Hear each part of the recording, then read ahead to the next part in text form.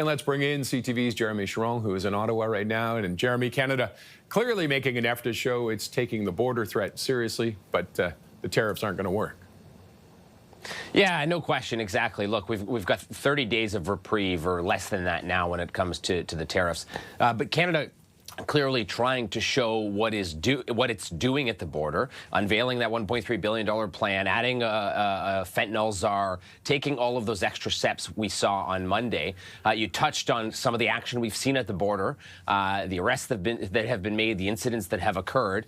And so clearly Canada trying to continue to be hard at the border and continuing to work on diplomatic efforts as well, with the team in Washington, speaking with U.S. officials, continuing to try and show everything that has done. The big question is, what that approach can do to help, because we've seen, or what we saw leading up to the tariffs being imposed and then Canada getting that 30-day reprieve, was that prior to, Canada had been working for months to try and avoid these tariffs.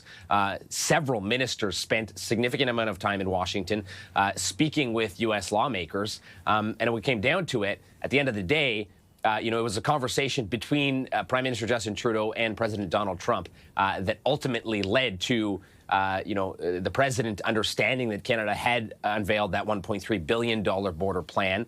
And then, of course, Canada announcing some other additional measures, including sending 10,000 troops to the border to help, monitor the border, or 10,000 personnel, rather, to the border.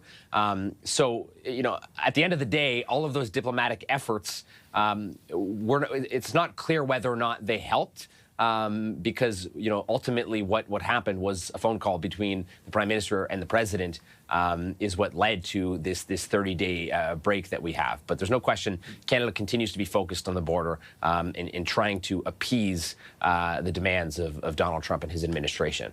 Now, the talks are continuing, though. Supply management off the table now? Yeah, Internal Trade Minister Mary Ng confirming that supply management is something that Canada will not make concessions on.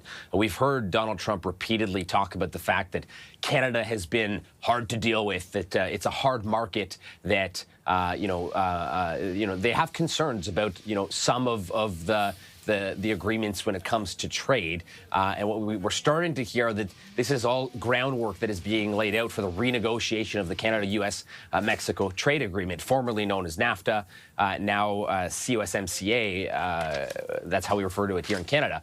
And the dairy industry has been kind of a big point of that agreement. The U.S. feels it's unfairly treated, that it doesn't have access to its fair share of the Canadian dairy market. There are strict rules that are laid out in that CUSMA agreement when it comes to supply management and Canada protecting its supply of dairy, and how much of Canada's dairy market the U.S. has access to. And Internal Trade Minister Mary Ng, referred to, when asked about whether or not Canada would make concessions on supply management, referred to the agreement that is already in place and the fact that Canada is following that agreement.